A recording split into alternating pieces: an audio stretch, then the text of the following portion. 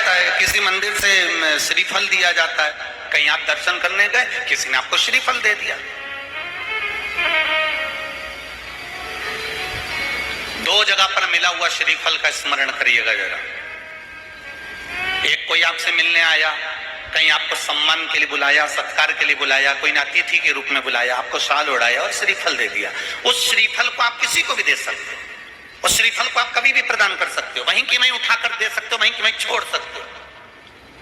पर किसी मंदिर में गए और मंदिर में जाने के बाद किसी विशाल मंदिर में, किसी श्रेष्ठ मंदिर में आपको किसी ने आतिथ्य के भाव में एक श्रीफल दे दिया। अंदर मंदिर से पंडित जी ने उठाया, पुजारी जी ने उठाया और श्रीफल आपको प्रदान कर दिया। अब वो श्रीफल का तुम क्या करोगे?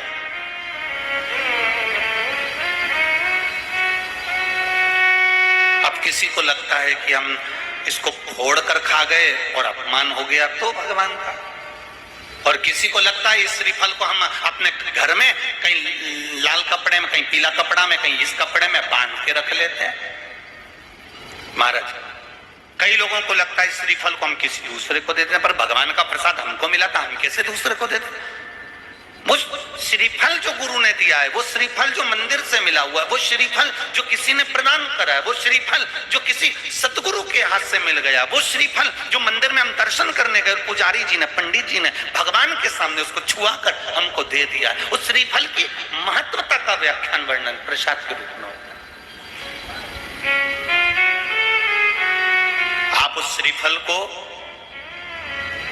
अगर कोई कह दे कि इसको तुम्हें जीवन पर्यंत रखना है तो भले रखो, पर अगर उन्होंने केवल आतिथ्य के भाव से कि आप भगवान का, देवी का दर्शन करने आए हो, राम का दर्शन करने आए हो, श्री हनुमान जी का दर्शन करने आए हो, ठाकुर जी का दर्शन करने आए हो, तो आपको उस भाव में उन्होंने श्रीफल प्रदान कर दिया, तो उस श्रीफल को आपको 5 रात्रि, 3 रात्रि या 7 रात्रि अपने घर में रख सकते हो, 11 रात्रि तक भी रख सकते हो। और यदि आप उससे प्रसाद में प्रयोग में लेना चाहते हैं तो प्रसाद में भी उसको पा सकते हैं। फिर कोई रात्रि को नहीं देखना आपको, आपको तो बस मिला, आपने 2-3 दिवस में उसको प्रसाद में प्रयोग में ले लिया। पर हमारा जो शास्त्र कह रहा है, जो भगवान के प्रसाद में हमको मंदिर से श्रीफल मिलता है, वो श्रीफल हमें, उस प्रसाद के श्रीफल को दूसरे को आतिथ्य में नहीं देना है।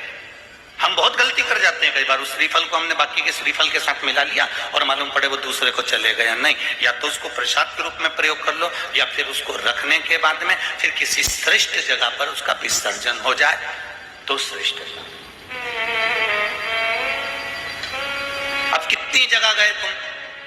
पावागढ़ गए, वहां से माता जी ने नारियल दे दिया, वहां से लिया, फिर अंबाजी गए, वहां से नारियल लिया, फिर कहीं गए, वहां से नारियल लिया। अब इतना नारियल को तो तुम अपने यहाँ बांध कर रखोगे नहीं।